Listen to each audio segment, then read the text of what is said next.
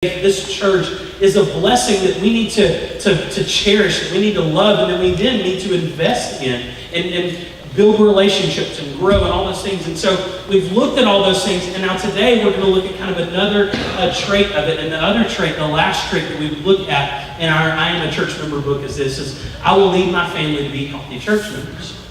Now, I've joked that I've gotten the short end of the stick on this book through this preaching series. I'm the one that got to chew everybody out and said, church is not about you. And then on the other hand, I got to be the one like, oh, poor pitiful pastors, our life is so hard. So this one I'm like excited about today because I get to talk about family, because I love my family and I want to invest in my family and I want to train my child to know and to love God and to serve God faithfully. And so this one's like, fast break layup. Anybody, on that one? This is easy. I'm not easy. It's definitely not easy. You're gonna see why in a minute. But what I want us to see this morning is this: is if we want to be healthy church members, we ultimately want to be a healthy church, we must lead our family to be healthy church members. But I'm going to go ahead and say this, and I'm going to say it again a little bit later. We're not just talking about being healthy church members. It's not enough. I don't want Jack to be a healthy church member that knows all the right answers and his name's on a roll. What I want my son to know more than anything is not just not know information about the God of the Bible, but I want my son to know the God of the Bible. We're not just here talking about being healthy church members. We're here talking about being healthy Christians, healthy people who love and know and serve God. And so as we walk through being a healthy church member, don't hear me just say, I need to join a church. What we're talking about is loving, serving, and knowing God. So this morning we're going to continue and we're going to talk about leading our family to be a healthy church member. Now I'm going to go ahead and tell you this. There will be times as we walk through this passage of Scripture that we're going to stop and we're going to talk to specific groups of people. Because some of you here this morning are like, well, I don't really have a family. Maybe you're widowed and maybe your children aren't home. I'm going to go ahead and tell you the passage that we're looking at this morning is going to be relevant and is going to be significant for each and every one of us. So as we dive into Scripture this morning, don't tune out, don't turn me off. Listen not to Nick Coleman, but listen to God. Okay? So let's look now in Ephesians chapter 5. Ephesians chapter 5. I'm going to ask you to bear with me. I'm drowning in sheetrock dust mucus, as probably most of us are, right? So Ephesians chapter 5, starting in verse 22. This is one of those, again, fun passages of Scripture. It says, wives, submit to your husbands as to the Lord. For the husband is the head of the wife, even as Christ is the head of the church, his body, and is himself its Savior. Now, as the church submits to Christ, so also wives should submit in everything to their husbands. Continuing in verse 25. Husbands, love your wives, as Christ loved the church and gave himself up for her, that he might sanctify her, having cleansed her by the washing of water with the word, so that he might present the church to himself in splendor, without spot or wrinkle or any such thing, that she might be holy and without blemish. Verse 28. In the same way, husbands should love their wives as their own bodies. He who loves his wife loves himself. For no one ever hated his own flesh, but nourishes and cherishes it, just as Christ does the church, because we are members of his body. Therefore, a man shall leave his father and mother and hold fast to his wife, and the two shall become one flesh. This mystery is profound, and I'm saying that it refers to Christ and the church. However, let each one of you love his wife as himself, and let the wife see that she respects her husband. Let's stop right there and talk about being a healthy church member, leading our family to be healthy church members. And what I want us to see first and foremost is this. If we want to be healthy church members, we want to be healthy Christians, we want to be a healthy church, what we need to pursue as best as we possibly can is a godly, Christ-centered, Christ-honoring marriage. Now, this is one of those moments where we're going to stop for a second, and I want to say this. So I'll come over here and I'm going to say this. Now, if you're here this morning and you're not married, you don't have a spouse, maybe you're widowed, maybe you're divorced, maybe you're single, maybe you're too young to be married, right? There's some of us here, right? Or some of you here this morning.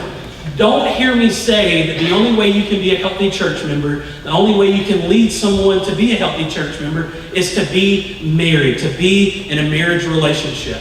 Now, I say that because Paul very clearly in 1 Corinthians chapter 7 says that there are benefits of being single for the sake of the gospel ministry. And so I've had conversations with pastor friends of mine over the years that have made that very statement that ministry, I mean, as a good friend of mine, he was in my wedding and everything. He was a pastor in his 20s and 30s throughout that time. He was single.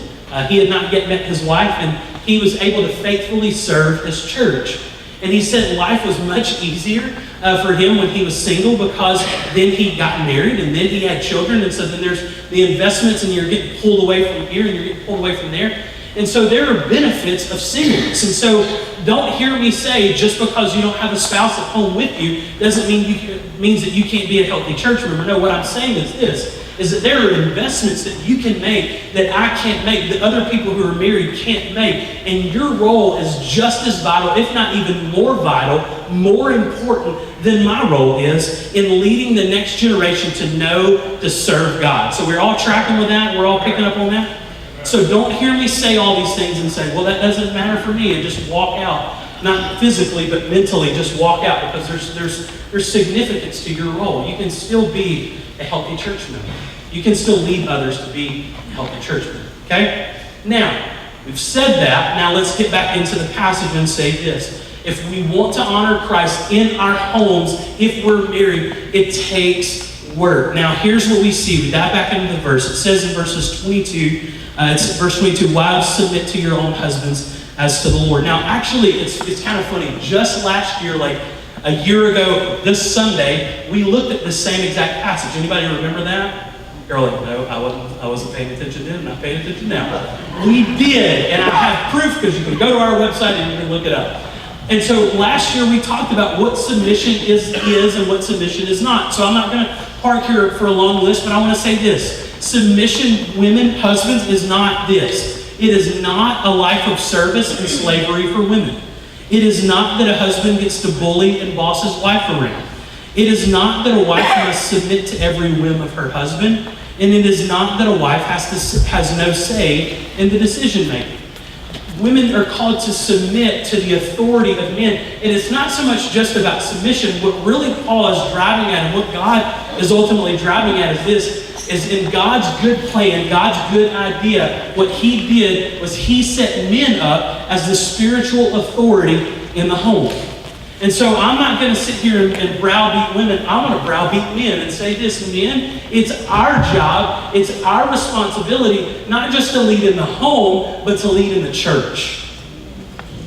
And all the women said amen, right? I know that because I hear those conversations. Men, it's not only our responsibility just to lead at home, but in the church as well. And what I want us to understand is this: is sin has wreaked havoc in our world, right? None of us can deny that. None of us can deny that. But what I want us to see is this: it has affected men in a way that has affected women. What it has done to us, men, is it has caused us to take that spiritual authority, that spiritual leadership that we're supposed to have, and it's caused us to punt on that responsibility to say, you know what? I've got this going on, I've got this going on, I've got this going on, I've got this going on. I don't have time to do what I'm supposed to do. But we have time for this, and we have time for this, and we have time for this, and we have time for this, right? And what I want us to understand, men, and I'm not trying to beat anybody up over this. I want to call us all, because I'm calling myself to the carpet and say, we have punted on our responsibility to do what we have been called by God to do. And it is a sin, and it is wrong. And so, men, it's time to step up to the plate and to lead. Whether you're in a position of a Sunday school teacher, a deacon, or just a church member, it's your calling in life to lead at home and at church. And so I'm going to just go ahead and say it. Where are you going to lead at? And here's the other thing that goes along with it. We're leading one way or the other.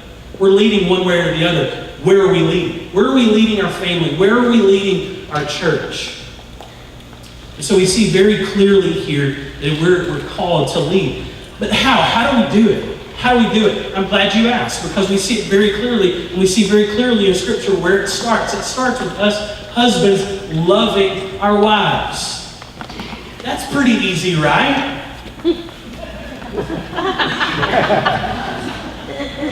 Yes.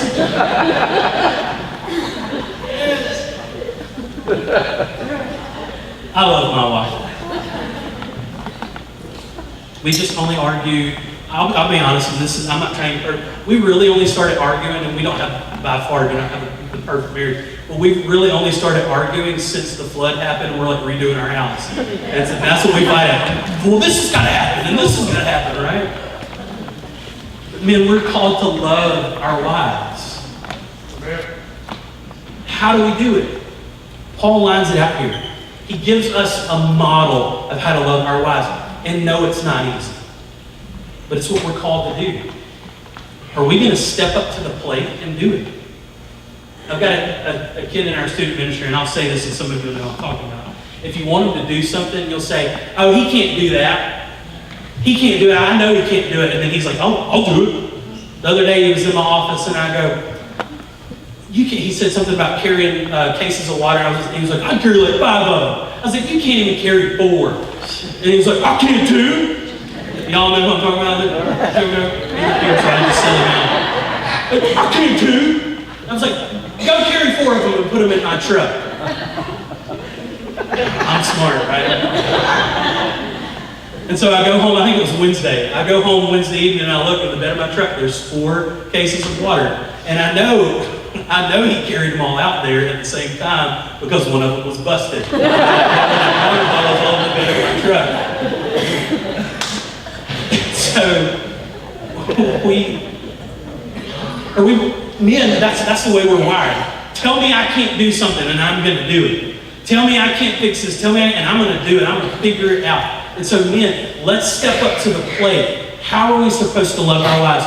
We are to love our wives as Christ loved the church. We see it so clearly in Scripture here. And let's just walk through very briefly 3 ways we can do that. Number 1, we love our wives with a sacrificial love. You see that here.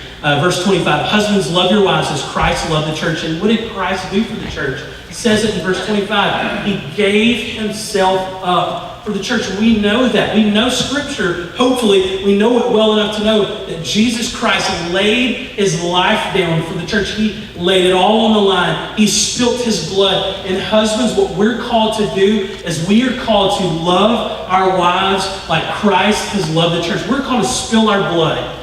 We're called to spill our sweat. We're called to spill our tears for the sake of our wives and our families.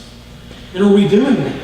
And it's not just about the way that we work. It's literally, if someone comes in between me and Kelly and they're holding a gun, I'm taking the bullet. But some of us, we're saying, well, that opportunity is never going to come. Well, let me go ahead and say this. Until that opportunity is necessary, it means dying to what is easiest for us in countless other ways. Maybe it's helping with domestic chores. Maybe it's adapting our social or sporting commitments. Maybe it's helping more with children. But it also has spiritual initiatives like reading the Bible with our family at the dinner table. We're praying with our wives before we go to bed. Is that a sacrifice for us sometimes? Yeah. When I've been at work, when I've been at home, or not at home all day, when I've been at my house all day working and trying to put everything back together, and Kelly's been at work all day, and we come home and she's just as tired, am I willing to lay down my exhaustion and my pain and say, you know what, I'll go give Jack a bath tonight. I'll do this. Am I willing to do that? And then do I do those things? More times than not. But what I want to say is this, husbands, we're called to love our wives with a sacrificial love. Are we going to give ourselves for our wives? The next kind of love that we see in this passage of Scripture that we're to have for our wives is this. Go back and look at verse 26. That he, talking about Christ and the church, that he might sanctify her, having cleansed her by the washing of the water with the word, so that he might present the church to himself in splendor, without spot or wrinkle or any such thing, that she might be holy and without blemish. And so we love our wives with a sacrificial love. We love our wives with a sanctifying love. We love our wives, the women in our life, in a way that will lead them to know and love God more fully. Husbands, are we leading our families spiritually? It's the simple question. It's not us bullying them and saying, this is what you're going to believe. I believe this, so you have to believe this. No. But we encourage our wives. We pray for our wives. We check in on our wives spiritually and say, how are you doing? Where are you at? What's going on in your heart? What's going on in your mind? How can I pray for you? Are we sanctifying? Are we working to sanctify our wives? But I'm going to go ahead and say this. The way that we do that is that we have to be sanctified first, guys. Are we pursuing the Lord? Are we in the Word? Are we praying? Are we doing the things that we're supposed to be doing spiritually? We've heard this statement about 7 million times. You can't lead anybody anywhere that you haven't been yourself, right? So we love our wives with a sanctifying love. We pour into them spiritually. And the same thing goes with our children, and we'll talk about that in a little bit. And last but definitely not least, in loving our wives, we love our wives with a satisfying love. Go ahead and look in verse 28. In the same way, husbands should love their wives as their own bodies. He who loves his wife loves himself, for no one ever hated his own flesh, but nourishes and cherishes it, just as Christ does the church, because we're members of his body. And so we could really get into talking about loving our wives with a satisfying love. We all know what that means. I just don't want to talk about it because it's weird. But it's also just talking about meeting the physical needs of our wives. Making sure she's fed, making sure she's clothed, making sure she's got a roof over her head. All of those things that we provide physically for our wives, that we meet her needs. Now, did I say wants? No, I didn't. We want to love our wives in a way that she finds joy and happiness in the things that we can do and provide for her. So we love our wives with a sacrificial love, with a sanctifying love, with a satisfying love. He's not a pastor, he's a president at Southeastern Seminary, Danny Aiken, says this. When you love your mate well, you are loving your children well. And so for those of us that have children at home, when you love your mate well,